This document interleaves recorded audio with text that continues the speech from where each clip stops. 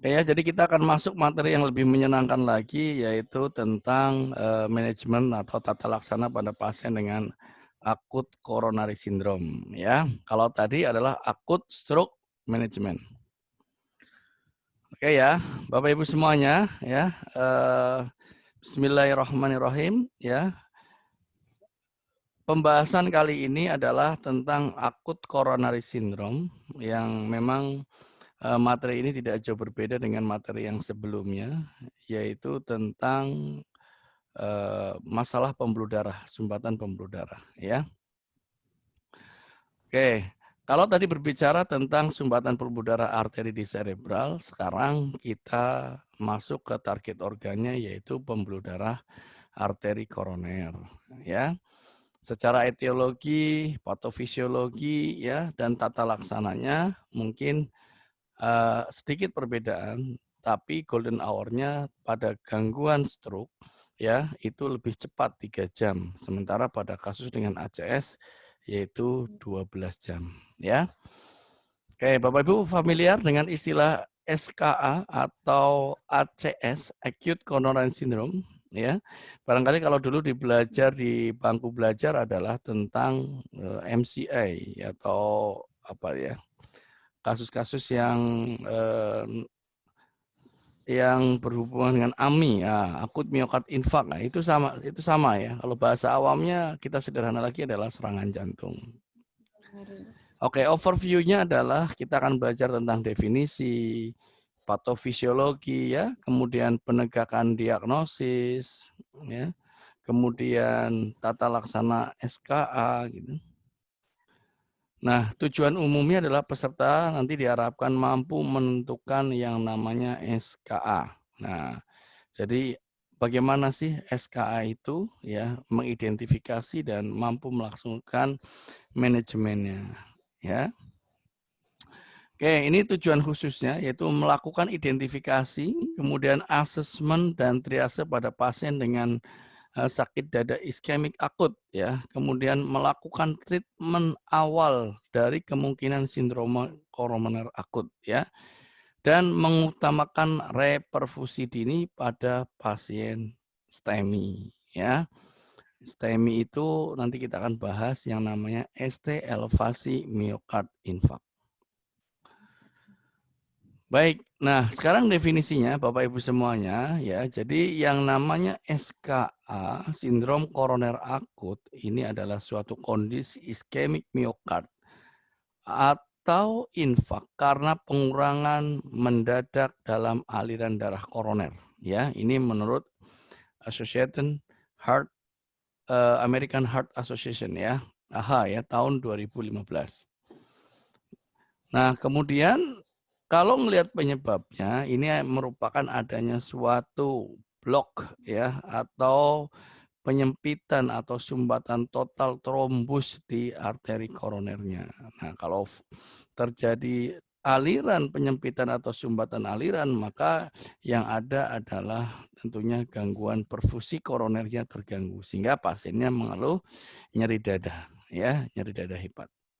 Nah, kalau kita lihat pada gambar di sini ya, karena pasien yang mengalami total occlusive blood clotting ini ya, maka yang terjadi adalah aliran yang menuju distal itu kekurangan oksigen dan nutrisi sehingga dampaknya bisa mengalami kelayuan otot jantung bahkan kematian.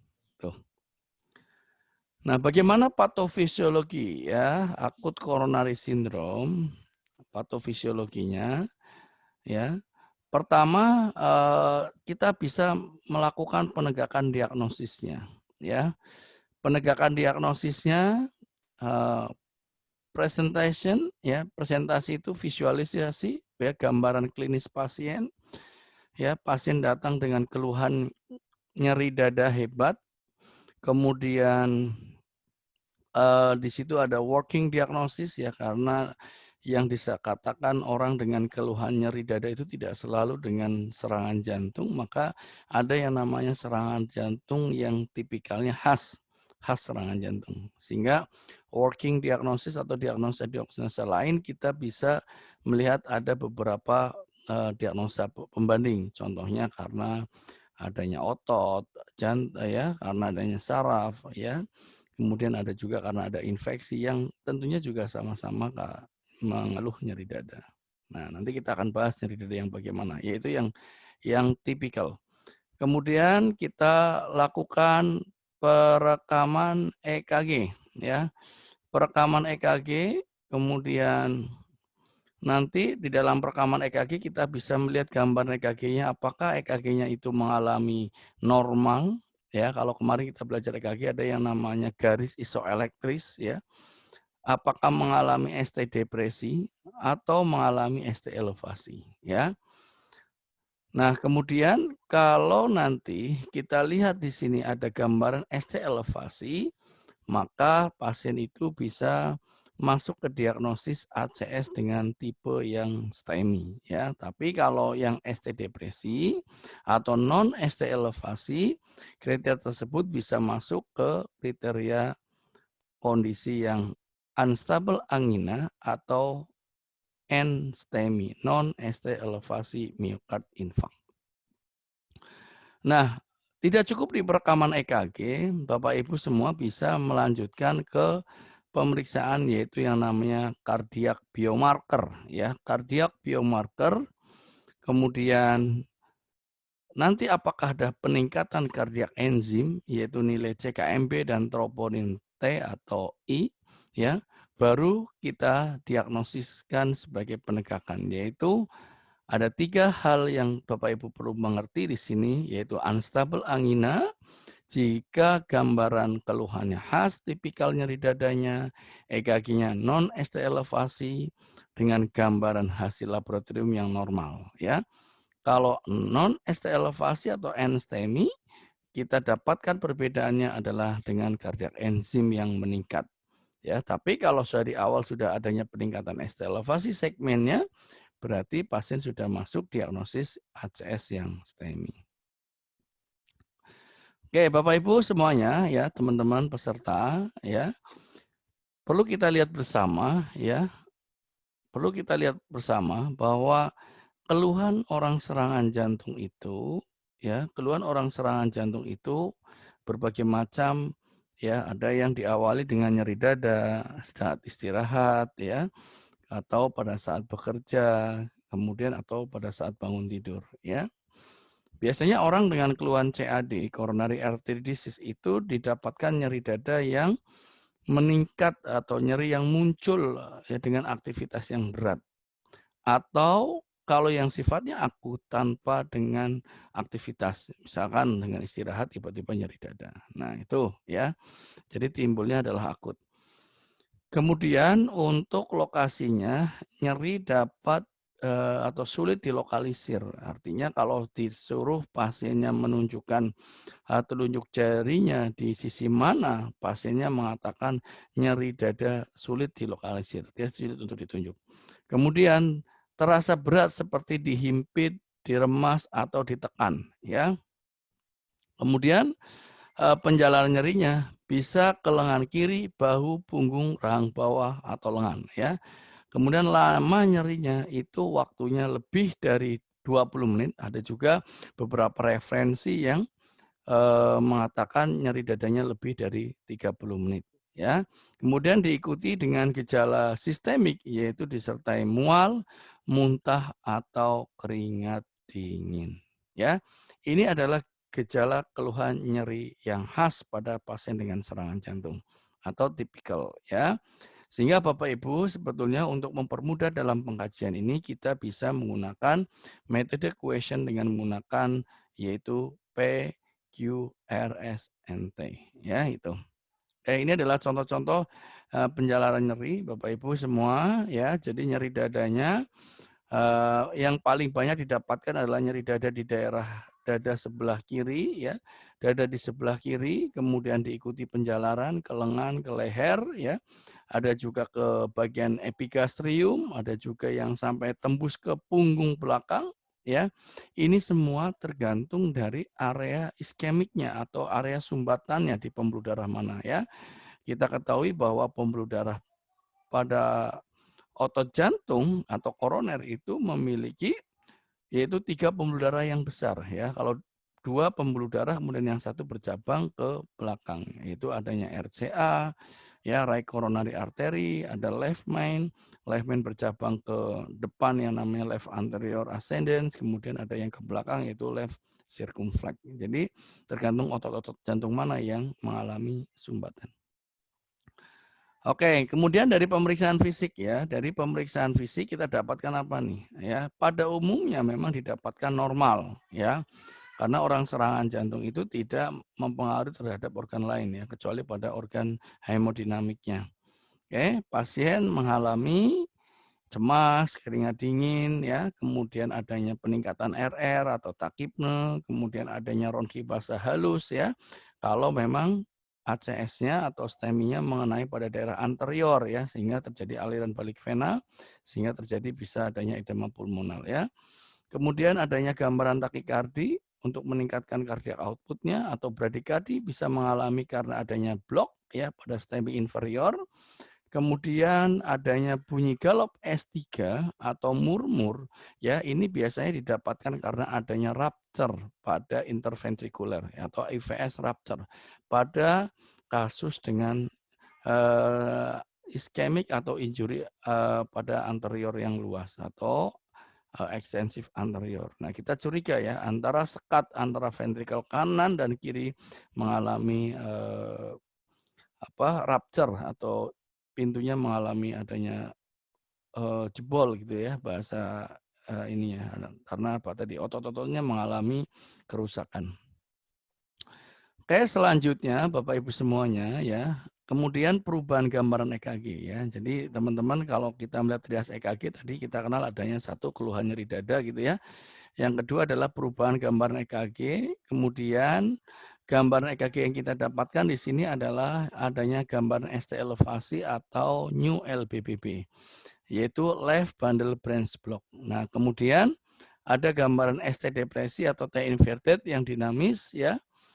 Ini juga menggambarkan adanya suatu gambaran iskemik. Nah, teman-teman semua, mungkin yang perlu kita ingat adalah pada kasus-kasus yaitu ST elevasi atau new LBBB, atau pada kasus dengan ST depresi atau T inverted. Ini merupakan suatu petanda adanya suatu serangan jantung. Ya. Nah, kemudian yang ketiga yaitu EKG non-diagnostik. Ya, ada beberapa gambaran EKG yang memang adanya elevasi namun bukan suatu serangan jantung. Nah, Bapak Ibu semuanya, bahwa kriteria ya ST elevasi atau new LBBB ini kita bisa melihat pada usia ya, ada laki-laki dan perempuan ya. Pada laki-laki kita bagi menjadi usia 40 tahun atau kurang dari 40 tahun ya. Yaitu terjadi peningkatan 2 mm atau 2 kotak kecil atau 0,2 milivolt ya.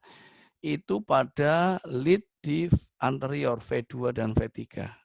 Itu 0,1 ya. Sementara kalau kurang dari 40 tahun elevasinya adalah 0,25 ya atau 2,5 ya. Kalau di anteriornya di V2 dan V3 adalah 0,1. Nah, itu kalau pada laki-laki. Kalau pada perempuan ya, yaitu ST elevasi meningkat dari GPOI-nya adalah 0,15 ya di V2 dan V3. Nah, tapi beberapa rekomendasi yang diberikan artinya ketika pembagian ini secara detail akan mempersulit ya, teman-teman bisa melihat adanya suatu peningkatan elevasi ya, yaitu kalau kita ambil garis baseline adalah 1,5 kotak kecil ya, itu udah kecil banget, udah 1,5 tuh. Ya 1,5 kotak kecil itu udah 0,15 sih, 1,5 milivolt itu sudah dianggap suatu elevasi atau depresi. Nah, kemudian kriteria yang selanjutnya adalah kalau kita menemukan adanya suatu gambaran yaitu LBBB ya. LBBB tapi jenisnya LBBB yang baru, left bundle branch block. Nah, untuk mengetahui apakah adanya left bundle branch block ini baru atau lama, Bapak Ibu semua bisa menggunakan kriteria Sgarbosa. Ya, kriteria Sgarbosa ini untuk menilai oh ini adanya suatu LBBB lama atau baru. Nah, ini adalah contoh ya skor Sgarbosa, ya, yang perlu kita nilai di sini ada 3 hal. Yang pertama adalah konkordan ST elevasi lebih dari 1 mili pada lead positif QRS kompleks, itu skornya 5. Kemudian konkordan ST depresi lebih dari 1 mili pada V1, V3 itu skornya 3. Kemudian adanya eksesif diskordan ST elevasi lebih dari 5 mili pada lead negatif QRS kompleks, skornya 2. Artinya gini Bapak Ibu, ya. Kalau Bapak Ibu melihat adanya suatu gambaran LBBB, ternyata di V5 dan V6 mengalami konkordan ST elevasi, contoh pada gambar ini, meningkat. Ya, biasanya di V5 dan 6, V6 1 AVL, ini melihat adanya elevasi, ini sudah nilainya 5. Ya. Tetapi kalau mengalami konkordan ST depresi lebih dari 1 mili ya di V1, V2, V3 ini nilainya 3. Ya, tetapi kalau sudah terjadi peningkatan ST elevasi seperti ini yaitu diskordan nilainya 2. Jadi yang paling signifikan adalah yaitu konkordan ST elevasi. Nah, nilai yang paling bermakna berapa? Yaitu apabila lebih dari 3 ya maka 90% pasien itu mengalami suatu ACS ya atau sumbatan total oklusi. Dan kondisi ini tata laksananya harus dilakukan segera reperfusi atau di tindakan maupun trombolitik maupun primary PCI. Oke, kemudian Bapak Ibu semuanya ya untuk selanjutnya yaitu kita lihat adanya area infaknya ya. Teman-teman ini bisa menggunakan area iskemik atau infak atau injury dengan sadapan perikordial lead ya dan unipolar dan bipolar ekstremitas, unipolar ekstremitas ya. Yaitu ada area inferior, ada area septal, ada anterior ya, ada area lateral dan high lateral ya. Teman-teman kita bisa lihat ini berdasarkan dari segitiga Enthoven sebetulnya kalau mau ingin mempelajari seperti lebih mudah ya. Contoh di sini ada inferior ya. Lead mana saja yang berperan di sini? Jika terdapat 2 atau 3 lead yang berpasangan mengalami elevasi atau ST depresi, maka bermakna di sini ya. Kalau 2, 3 AVF berarti daerah inferior.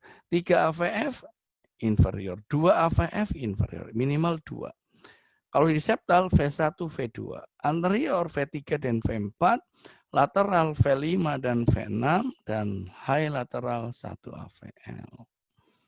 Nah, kenapa sih Bapak Ibu kita semua harus mengerti anatominya? Ya, karena nanti ini sebagai guiding buat para orang, buat para nurse emergency cardiovascular ini penting. Oh, serangan jantung itu pada bagian inferior nih. Inferior itu bawah ya, bawah ini pada bagian ventrikel kanan ya. Maka sumbatannya yang paling banyak itu didominasi alirannya di daerah RCA, nah, right coronary artery. Sementara kalau sumbatannya di mana tadi, misalnya di anterior V3, V4, ini adalah sumbatannya di LAD, ya ini pembuluh darah ini. Nah, sehingga punya komplikasi kalau di LAD adalah di daerah ventrikel kiri. Kemungkinan yang berhubungan yang adalah dengan cardiac output, yaitu dengan pumpingnya. Sehingga pasiennya pada pasien dengan STEMI atau injury di anterior lebih mengarah ke gagal jantung. Gitu ya. Oke, kalau di inferior, apa yang sering terdapat? Yaitu adanya aritmia, bradikardia atau blok. Oke, ini adalah contoh-contoh gambaran lokasi STEMI-nya. Nah, untuk ST depresi, Bapak Ibu, ya ST depresi ini bisa kita lihat ya di bawah garis isoelektris. Nah, di bawah garis isoelektris yaitu nilainya adalah 1 milimeter ya. Kalau tadi 1 milimeter ya. Itu ada 3 tipikal atau 3 bentuk ST segmen. Ada upsloping, ada horizontal sloping dan down sloping. Ya. Upsloping ini meningkat, kemudian ada down sloping ke bawah, ada horizontal sloping. Nah, mana yang paling spesifik?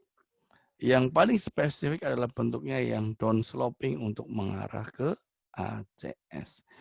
Ada juga gambaran-gambaran ST depresi yang seperti ini pada kasus dengan hipertensi, heart disease, ya pada kasus dengan LVH, left ventricle hypertrophy itu pun mengalami LV strain. Bentuknya hampir sama dengan downsloping, ya. Tetapi bukan karena adanya suatu sumbatan, tetapi karena ada stretching atau adanya pembesaran kardiomegali sehingga gambarannya terlihat adanya suatu iskemik. Oke. Trias selanjutnya orang serangan jantung yaitu dengan ACS yaitu adanya nilai ya ada CKMP, troponin I atau troponin T. Nah, CKMP ini akan meningkat 3 sampai 8 ya. Kemudian meningkat 10 sampai 24 jam dan akan kembali lagi 2 sampai 3 hari ya. Yang kita bisa gunakan paling banyak di pelayanan adalah troponin T ya. Troponin I pun boleh bisa ya. Yaitu meningkat pada yaitu 72 sampai 100 jam untuk troponin T. Jadi kalau kita bisa melihat oh ini pasien datang keluar nyeri dada, gambaran EKG-nya adanya suatu Q patologis, kemudian serangannya onset 2 hari, kita lihat troponin T-nya nilainya angkanya seratusan apa ribuan. Nah, kalau udah sampai ribuan atau tinggi, ya itu kemungkinan menggambarkan onset. Ya. Nah, tapi hati-hati juga nih teman-teman. Kalau ada pasien yang datang ke IGD misalkan atau ke Vaskes, kemudian dicek laboratori kardiak markernya ya, ternyata onsetnya baru 1 jam. Ya, EKG-nya tidak terlihat adanya suatu gambaran yang khas. Nah, tapi keluhannya khas sekali. Nah, teman-teman kalau baru kurang dari 3 jam, maka tidak terjadi peningkatan enzim. Maka sebaiknya nanti ada yang namanya serial enzim. Pengulangan kardiak marker ya setelah lebih dari 3 jam. Nah, bagaimana tata laksana pada pasien dengan ACS? Ya, yang pertama identifikasi, penilaian, triase, ya, initial treatment ini menjadi yang penting. Ya, bahkan ada yang namanya code STEMI. Ya, code STEMI itu pengaktifan kalau ada pasien STEMI itu harus diapakan gitu ya. Kemudian reperfusi segera. Nah, oke, kemudian ini ada rantai kelangsungan hidup pada STEMI atau chain of survival of STEMI ya. Yang pertama adalah pengenalan ini terjadi di pre-hospital ya, Bapak Ibu semua ya. Terjadi di pre-hospital. Yang pertama adalah pengenalan dini ya terhadap adanya suatu STEMI, yaitu tadi dari keluhan dan gejala, pasien nyeri dada yang khas. Kemudian cepat hubungi IMS ya.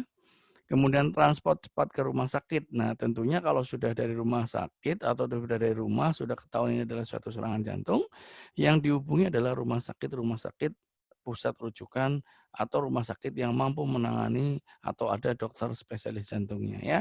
Kemudian cepat penilaian dan diagnosis di emergensi dan cepat penanganannya.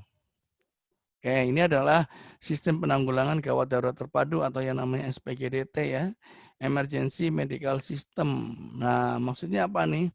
Nah, pasien-pasien yang datang dari rumah atau yang didiagnosis dari serangan jantung di rumah, ini bisa call emergency system ya, usahakan segera mendapat rekaman EKG 12 lead. Nah, usahakan karena apa? Penilaian EKG ini menentukan diagnosisnya. Ya, kalau tadi Bapak Ibu orang stroke ya sudah tahu gejala maka segera dilakukan yaitu foto CT scan. Nah, kalau di serangan jantung segera lakukan EKG. Jika perjalanan lebih dari 2 jam, maka pertimbangkan untuk terapi fibrinolitik. Nah, ini ya. Jadi kalau pilihannya kurang dari 2 jam, teman-teman bisa memilih rumah sakit yang bisa dengan fasilitas primary PCI. Apa sih PCI itu? Percutaneous coronary intervensi. Ya, kalau mungkin bahasa sederhananya mau diangiografi untuk balonisasi dan koroangiografi atau pasang stentingnya. Ya. Itu dan butuh waktu untuk door to needle ini di sini adalah 30 menit. Ya, kalau rumah sakit dengan fasilitas PCI maka segera dirujuk ke rumah sakit ya. Targetnya pasien setelah masuk rumah sakit adalah 5 menit ya dan 8 menit ya. Kemudian pre-hospital adalah 2 jam, ini jadi 10 jadi 13 atau ini menghubungi ya total.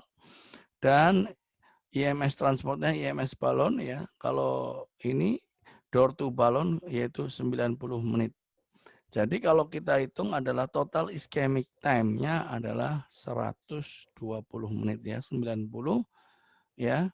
Kemudian ada golden hour first-nya adalah 60 menit di awal. Nah, ini buat pasien-pasien yang mengalami ACS yang tipikalnya STEMI. Tetapi kalau unstable angina atau NSTEMI ya mungkin tidak menggunakan algoritma ini ya, tata laksana ACS seperti biasa. Oke, Bapak Ibu semuanya ya, masih di pembahasan materi akut coronary syndrome ya. Penilaian dan monitor ABC, ya ini hal yang sangat penting ya. Kemudian persiapan RCP dan defibrilasi. Kenapa? Karena pasien dengan ACS itu mudah sekali terjadinya atau sering sekali terjadinya aritmia ventrikel atau ventricle aritmia letal ya. Ini bisa diberikan terapi-terapi ya, yaitu yang namanya ONAMCO, MONAC juga boleh. Apa aja itu? Yaitu oksigen, berikan oksigen jika kadar saturasinya kurang dari 90%, ya. Kemudian aspirin diberikan 160 sampai 325 mg berikunya. Ya, kemudian pemberian obat nitrogliserin, ya ini adalah nitrat atau isosorbit juga boleh, ya. 1 tablet sublingual diberikan 3 sampai 5 menit, ya total pemberian maksimal 3 kali. Tentunya harus dipantau nilai tekanan darahnya, yaitu di atas 90. Ya, kalau kurang dari 90 observasi ya, karena apa? Dampaknya bisa menyebabkan hipotensi. Nah, kalau tidak berespon nyerinya dengan nitrogliserin, maka Bapak Ibu bisa memberikan obat morfin, yaitu analgetik dengan jenis yang analgetik kuat ya, yang jenisnya sudah masuk ke jenis narkotik ya. Itu 1 sampai 5 mg ya, diberikan hanya bila tidak berespon terhadap pemberian nitrogliserin dan tetap monitoring hemodinamik, yaitu tekanan darahnya. Dan selanjutnya adalah EKG 12 lead, kemudian akses intravenanya dipasang, kemudian lengkapi checklist fibrinolitik kalau memang pasien direncanakan fibrinolitik, dan informasikan ke rumah sakit. Dan ini adalah tindakan-tindakan yang bisa dilakukan di IMS ya, atau di pre-hospital. Nanti kalau sudah sampai ke rumah sakit, tentunya tinggal kejar door to balon ya, dan door to needle-nya ya. Door to balon tadi 90 menit, door to balonnya hanya 30 menit. Jadi waktu yang sangat singkat. Jadi 10 menit pertama kira-kira apa saja yang bisa dilakukan di rumah sakit atau emergensi ya. Pertama, cek TTV, evaluasi SPO2-nya, pasang akses IV dan kaji riwayat medis, lakukan pemeriksaan fisik. Nah, ini 10 menit pertama nih. Nah, kemudian checklist fibrinolitik ya, termasuk sudah pasang IV akses dan mengambil darah. Jadi waktu ini sangat mahal di sini ya. Belum kita yaitu nanti ada yang namanya penjelasan ke keluarga untuk memutuskan tindakan apa yang akan diambil ya. Hasil enzim fotoronsen ya, atau fototoraks ya, torak dada di sini ya. Fototoraks ya dada, dan laboratorium ini berharap tidak menunda tindakan reperfusi. Jadi tetap dilakukan pemeriksaan tapi sambil berjalan. Karena nanti kalau menunggu hasil laboratorium akan menunda door to balonnya. Oke ya. Nah kemudian bagaimana tindakan yang lain? Ya kalau pasiennya sesek, oksigen saturasinya kurang dari 90, diberikan oksigen sesuai kebutuhan. Mulai dari nasal kanul sampai pemberian non-rebreathing mask ya. Kemudian pemberian obat aspirin, nitrogliserin, morfin jika nyeri dada tidak hilang dengan nitrogliserin tadi dosisnya 1 sampai 5 mg. Nah, kemudian untuk intervensi ya, sekali lagi intervensi diagnostik pada onset nih, golden hour-nya. Ini adalah kasus pada STEMI onset kurang dari 12 jam. Ini biasanya terjadi karena adanya total oklusi pada arteri koroner ya. Tujuan utamanya apa? Di sini adalah mampu melakukan reperfusi segera, yaitu dengan door to needle 30 menit, yaitu dengan mulai memasang IV akses sampai memberikan obat-obat fibrinolitik ya, obat-obat fibrinolitik ya. Tapi kalau mau dilakukan tindakan primary PCI atau percutaneous coronary intervention, itu maka target waktunya adalah 90 menit dari pasien itu masuk dari UGD sampai tindakan di ruang kateterisasi, ya, artinya sampai si menembus balonnya, ya, menembus trombusnya. Oke, itu dihitung 90 menit. Oke, saya rasa ini juga sama dengan yang tadi ya. Kalau misalkan pasien dilakukan koroangiografi atau PCI ya, tadi sudah dikatakan 60 sama 120 menit untuk total ischemic time-nya. Kalau seandainya pasiennya ternyata dilakukan fibrinolitik ya, fibrinolitik, oke, ternyata gagal, maka pasien bisa dilakukan tindakan namanya rescue PCI ya. Atau seandainya pasien successfully fibrinolysis ya, ini bisa dilakukan koroangiografi dalam waktu 3 sampai 24 jam. Artinya tetap dilakukan tindakan tapi PCI tetap dilakukan ya. Sukses maupun tidak. Jadi ada yang namanya koroangiografi terjadwal atau tidak itu.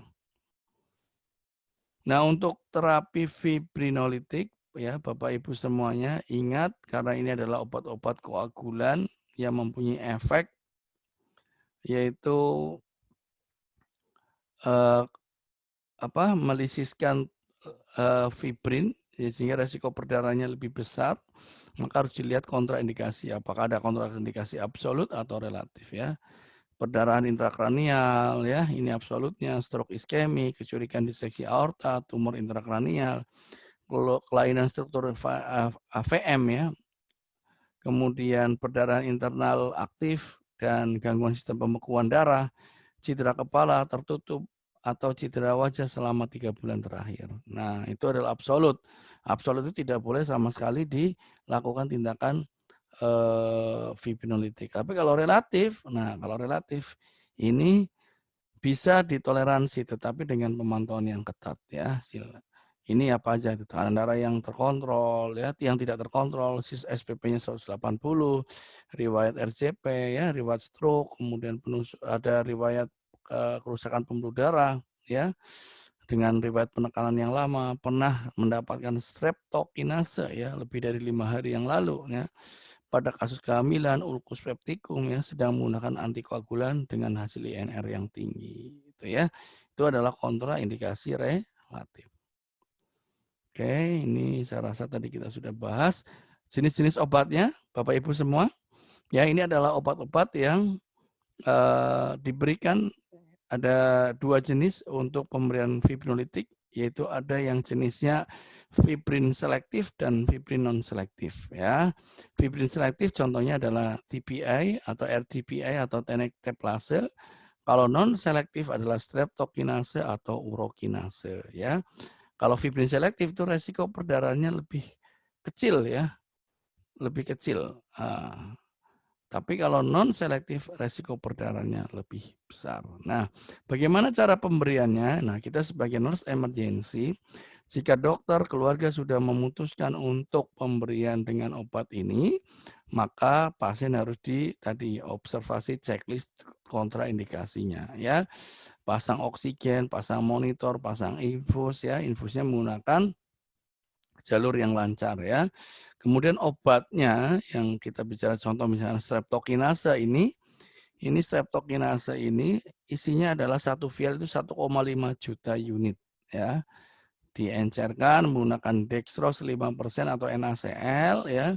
Kemudian dimasukkan ke siring atau buret dalam 100 cc atau menggunakan siring pump juga boleh, diberikan dalam waktu 30 sampai 60 menit. Ya, jika ada tanda-tanda perdarahan, ya tentunya kita harus awasi ya, harus tunda dulu. Nah, bagaimana keberhasilan terapi fibrinolitik ya, Bapak Ibu? Yang dikatakan dengan keberhasilan terapi fibrinolitik, 1, yaitu perbaikan pada nyeri dada atau berkurang. Jadi tadinya nyeri dada hebat, wah gitu kan ya, skala 8 sampai 10. Nah, setelah di fibrolytik skalanya jadi 50%-nya menjadi 3 atau 4 ya. Kemudian ST elevasi nih, kita lihat di sini ya, ST elevasinya tinggi-tinggi kan. Setelah di fibrolytik berubah menjadi 2 mili atau 3 mili. Jadi hampir 70% berkurang. Kemudian ada aritmia reperfusi. Contohnya apa? Yaitu akselerasi idioventricular rhythm. Nah, kalau lihat lagi trombolitik, kok ternyata tiba-tiba muncul adanya idioventricular, itu yang namanya adalah aritmia reperfusi. Oke, Bapak Ibu semua, ya, ini adalah contoh keberhasilan terapi fibrolitik ya. Kita lihat bandingkan, ini adalah sebelum pre-trombolitik dan ini adalah contoh setelah trombolitik ya. Memang ini yang disebut dengan successfully trombolitik. Apakah tetap dilakukan koronangiografi? Ya, tetap kita jadwalkan 3 sampai 24 jam ya, jika memang fasilitas memungkinkan. Ini adalah tindakan primary PCA ya, tindakannya di ruang kateterisasi. Kita bayangin aja nih, ini adalah trombus yang full ya, total oklusi. Nah, kalau kita masukkan wire seperti ini, kemudian dikembangin balonnya, kemudian terjadi kelancaran ya. Ini kalau sudah proses pemasangan stentingnya.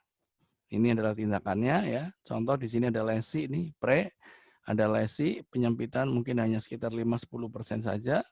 Ya, ini sudah dilakukan tindakan dan ini biasanya kalau dokter intervensi ini diukur TIMI flow-nya ya. TIMI flow-nya, kemudian kita evaluasi lagi apakah lihat dari keluhan sama gambaran EKG-nya. Untuk terapi tambahan ya, ini biasanya di fase perawatan di ruang perawatan ICCU atau CVCU, ini mendapatkan yang namanya unfraction heparin atau enoxaparin atau fondaxaparin. Pilih salah satu ya. Ini adalah obat-obat koagulan untuk mengencerkan darah ya. Dikasih obat anti aritmia, salah satunya adalah anti angina juga, beta blocker. Kemudian ada hipertensi, dikasih S inhibitor ya. Kemudian diberikan obat-obat statin ya untuk mengontrol kekuatan dan elastisitas pembuluh darahnya. Baik, saya rasa itu saja untuk materi yaitu tata laksana manajemen kardiovaskuler pada pasien dengan akut coronary syndrome. Ya, terima kasih. Untuk selebihnya kita sesi diskusi dan tanya jawab.